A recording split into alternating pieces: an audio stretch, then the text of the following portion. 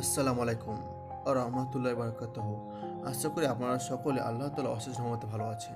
আমি আগের দিন আলোচনা করেছিলাম যে কাজগুলো করলে আপনি খুব তাড়াতাড়ি গরিবে পরিণত হবেন। আজকে আলোচ্য বিষয় হচ্ছে কিনা যেসব কাজগুলো করলে আর্থিক সচ্ছলতা ও সৌভাগ্য আপনার দিকে আসবে। আমাদের হজরত রসুল সাল্লাল্লাহু আলাইহি ওয়াসাল্লাম বলেছেন, যে ব্যক্তি এই চারটি কাজের অভ্যাস করবে সে কখনোই দরিদ্র হবে না বা দরিদ্র থাকবে না। প্রথমত হচ্ছে প্রভাত হওয়ার আগেই কিন্তু শয্যা ত্যাগ করা। 2 নম্বর হচ্ছে নামাজের সময় হওয়ার আগে উজু করা। 3 নম্বর হচ্ছে ঈশা ও বেতেরে নামাজের পর কথা না বলা। 4র্থ নম্বর হচ্ছে কিনা আজানের আগে অর্থাৎ আজানের পূর্বে মসজিদে কিন্তু হাজির হওয়া। এই চারটি কাজ হজরত মুহাম্মদ সাল্লাল্লাহু আলাইহি ওয়াসাল্লাম বলেছেন। আর হজরত সালমান ফারেসি রাদিয়াল্লাহু তাআলা হইতে রসুল সাল্লাল্লাহু আলাইহি ওয়াসাল্লাম এই রূপ 10টি হাদিস বর্ণনা হয়েছে, যার দ্বারা কিন্তু মানুষ ধনী ও সৌভাগ্যশালী হতে পারে। প্রথমত হচ্ছে কিনা মাতা পিতার সহিত সদ্য ব্যবহার করা এবং বেশি পরিমাণে আল্লাহ জিকির করা, বৃহস্পতিবারে নখ কাটা, অন্ধ লোকের সাহায্য করা, সর্বদা জুতা বা খড়ম ব্যবহার করা, মসজিদে কিন্তু ঝাড়ু দেওয়া, ব্যবসায় বাণিজ্যে এবং কি ওয়াদার সততা রক্ষা করা, মানে ব্যবসা বাণিজ্যে সবসময় একটু সৎ পথে চলতে বলেছে, সক্ষম লোকের হজ্জ আদায় করা এবং যে সমস্ত ফসল উৎকৃষ্ট ফসল কিন্তু চাষ করা। হাদিস দ্বারা প্রমাণিত হয়েছে যে এই কাজগুলো যে করবে তারাও ধনী হবে। প্রথমত হচ্ছে আল্লাহ তাআলা এবাদত মশগুল থাকা ও স্ত্রী পুত্র পরিজনকে এবাদতের জন্য তামিহ দেওয়া, মানে তাকে জোর করা এবাদতের জন্য যে তোমরা যাও নামাজ পড়ো, রোজা করো, সব কিছু করো।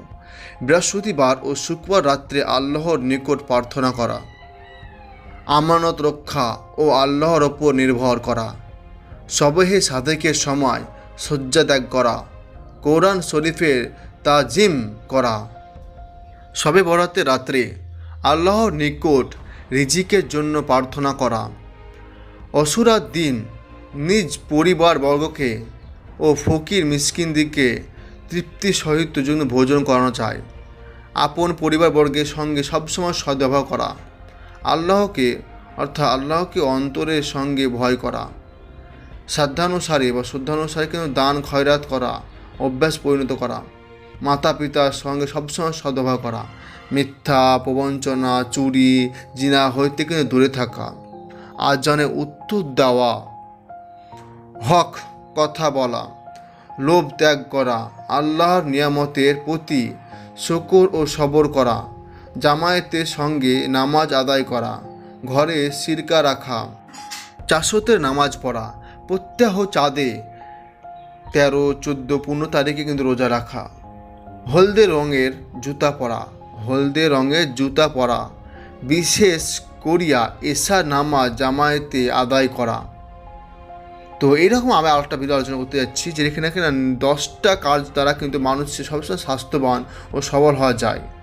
প্রথমত হচ্ছে কিনা মিষ্টি দ্রব্য কিন্তু ভক্ষণ করতে হবে অল্প পরিমাণে, হালাল জন্তুর ঘাড়ের মাংস খাওয়া, ঠান্ডা শরবত পান করা, ঠান্ডা রুটি খাওয়া, গরম ভাত খাওয়া ও শুষ্ক আঙ্গির খাওয়া, মিষ্ট সেব ফল খাওয়া, কিন্তু যেসব ফল মিষ্টি সে ফল খাওয়া, মধু পান করা, অফক আঙ্গুর খাওয়া, কিন্তু সর্বদা মাথায় তৈল কিন্তু ব্যবহার করতে হবে। এইসব কাজগুলো করলে কিন্তু মানুষ সবসময় সুস্থবান ও সবল থাকবে ও স্মৃতিশক্তি বৃদ্ধি পায়।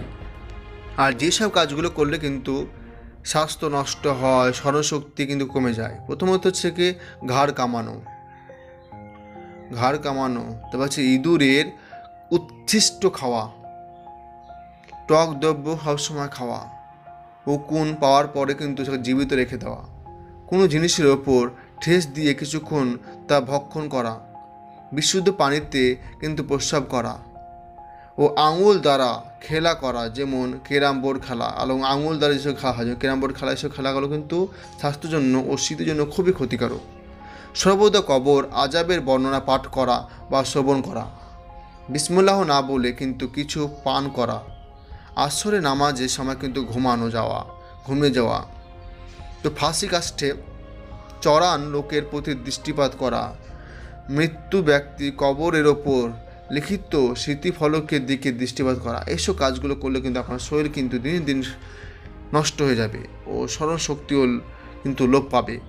এই ছিল আজকে আলোচ্য বিষয়। তো আবার দেখা হবে অন্য এক টপিক নিয়ে।